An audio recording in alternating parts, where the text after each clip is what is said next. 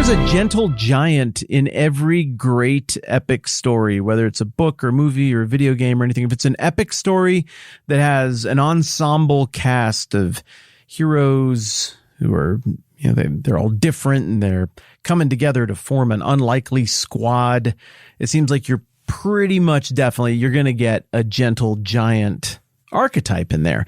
You also get the gentle giant in the type of storytelling that is the kid and the monster type of storytelling, like the Iron Giant fits that kind of thing. Pete's Dragon fits that kind of thing. When I think gentle giant as a motif in storytelling, I think of someone who has incredible strength and stature and size, maybe even something that was built or trained or conditioned for violence and destruction, but for whatever reason, they have a heart of gold and they don't want to wreck things. They like puppies and innocence and beauty, and they've got this childlike gentleness to them. I mean, it's just one of my absolute favorite character types in storytelling. It always makes my heart soft. It always gets my guard down, even when I'm in the middle of navigating a very complex time in the history of everything where stuff is pretty tense and people are kind of at each other. The gentle giant storytelling motif, it always does something to me. So what do you got for examples of gentle giants? What comes to mind? And really, I would like to hear what your examples are. We got the comment section that we do at Patreon. You don't have to pay anything to be a part of that. It's open to anybody who wants to sign up to be a part of it.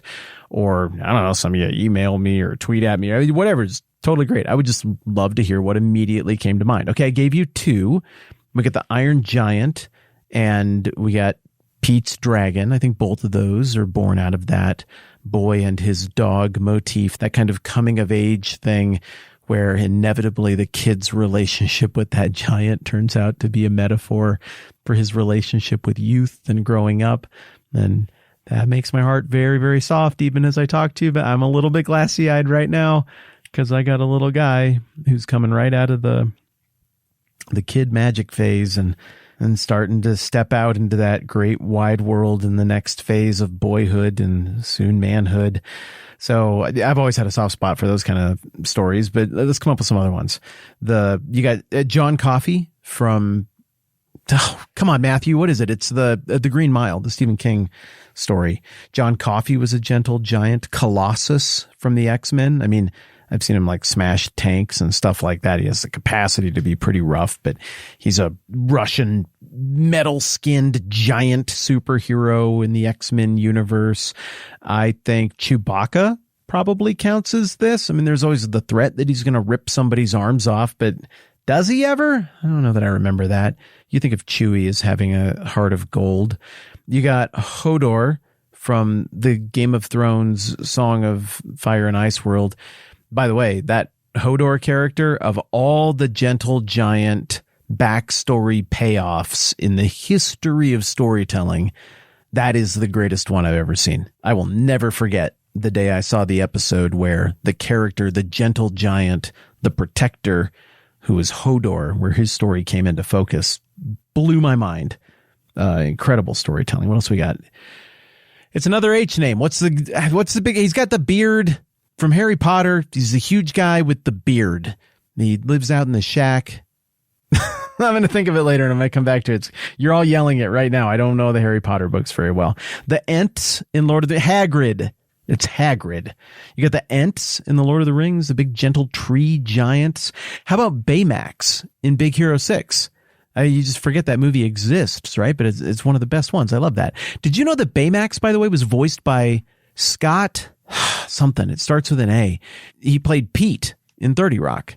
I mean, it's wild that he got to do Baymax of all things. Hey, good for you, Pete. The first one of these gentle giant kind of stories that I ever heard about was from some literature class.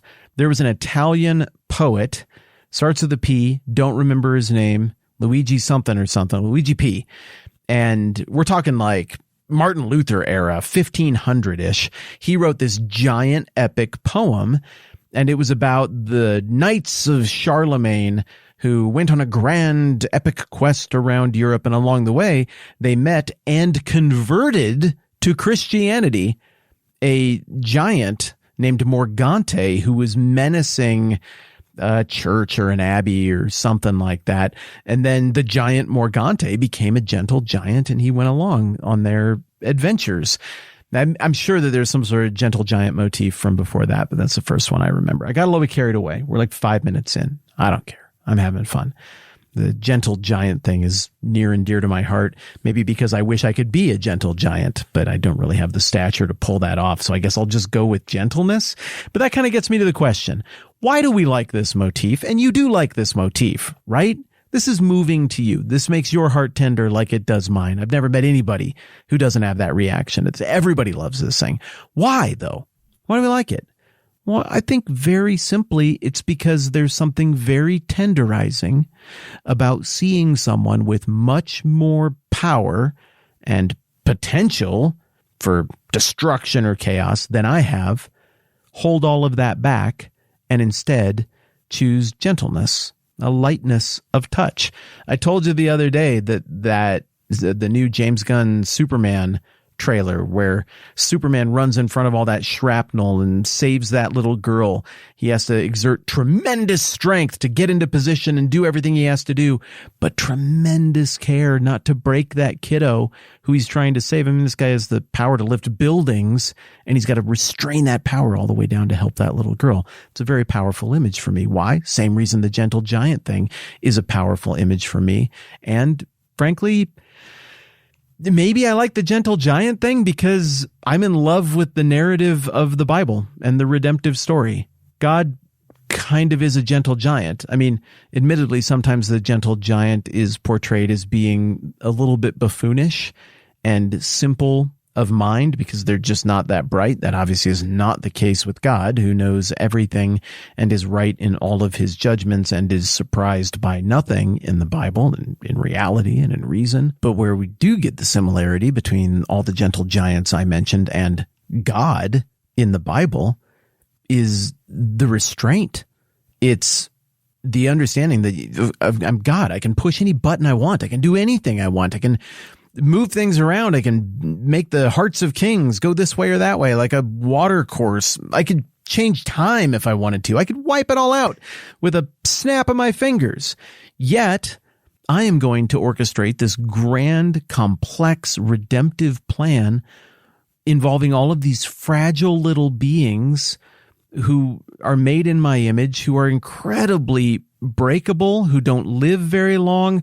A few seasons come and go, and their lifespan just turns over, and they're gone, and then people grieve them, and then everybody forgets them. But by then there's a whole new group of image bearers who are out here, and I care for them. I mean, the amount of restraint that God shows and gentleness that God shows in the care and gentle giant touch as he interacts with this very fragile thing that is us and creation and the world, and frankly, even the laws of physics. If he even got sloppy with that or messed with it, he could break everything for us in an instant, but he doesn't. He's a gentle giant, and he's a brilliant gentle giant who knows exactly what he's doing. So I don't know which came first for me, my love for this motif that then I eventually realized, oh, it's kind of Bible-y, or my love for the story of the Bible that my parents showed me when I was a kid that then somehow subconsciously translated to me loving this motif. I don't know. Either way, gentleness is on the list of the fruit of the Spirit. Makes sense. I mean, how much have we talked about these fruit being something that it happens in God because of his character, but everything on this list is transferable from God to us. We don't become God when we get these things, but we mirror some of the one aspect of the beauty of who God is. So gentleness. I don't know. Should we do the Bible run now, or do we just save it for tomorrow? And when you're like, I thought we got Bible on this podcast, and all we got was your weird ranting about pop culture again. Let's just do one. I mean, I read Galatians 5. That kind of counts, but let's just do one. Let's go with 1 Kings 19. Where do I start with this one? A little bit of context. This is in the heart of the stuff in the Old Testament that is about the fight between Elijah, a faithful prophet of God, and a wicked king and his wife in the wicked northern kingdom of Israel. This is Ahab and Jezebel. You've heard of them. They were very bad. So in 1 Kings 19:3, Elijah's under duress and he's afraid, and he ran for his life until he reached Horeb, the mountain of God. There he went into a cave and he spent the night, and the word of the Lord came to him. "What are you doing here, Elijah?" He replied, "I've been very zealous for the Lord God Almighty. The Israelites have rejected your covenant, broken down your altars, and put your prophets to death with the sword. I'm the only one left, and now they're trying to kill me too." The Lord said, "Go out and stand on the mountain in the presence of the Lord, for the Lord is about to pass by." Then a great and powerful wind tore the mountain apart and shattered the rocks before the Lord, but the Lord wasn't in the wind. After the wind, there was an earthquake, but the Lord wasn't in the earthquake. After the earthquake came a fire, but the Lord wasn't in the fire. And after the fire came a gentle whisper. When Elijah heard it, he pulled his cloak over his face and went out and stood at the mouth of the cave. Then a voice said to him, "What are you doing here, Elijah?" He replied, "I've been very zealous for the Lord Almighty." And he recites the same thing again, and ultimately God empowers him, and Elijah goes and does what he's supposed to do. But how about that gentle giant motif lined up against the story that you just saw here? God's trying to make a point about himself in all of this drama and hoopla and all of these other things, all of this power. But here's the gentleness of God on display, this tiny little whisper, this small voice that speaks to Elijah, that hears what Elijah says, and that gives Elijah comfort and courage. It's pretty impressive to think about any of the gentle giants on this list that we were talking about earlier, to think about their capacities, their size, their stature, their potential for destructive power. But then to also, the reason we love these characters is because they all reined it in. They all had something they liked more than just demonstrating their sheer destructive capacity. They're defined by a tender heart that's behind that. How much more so is that the case with the God of the Bible? How much more restraint is being demonstrated by him? And we'll look at how the example, the template of the gentleness of God plays out in the life of the person who walks by the Spirit next time around. That's good for now. I'm Matt. This is a 10-Minute Bible Hour podcast. Let's do this again soon. This podcast exists because many of you kick in to make it happen, even though you don't have to. Learn more at thetmbh.com/support. We're grateful because that supports our family.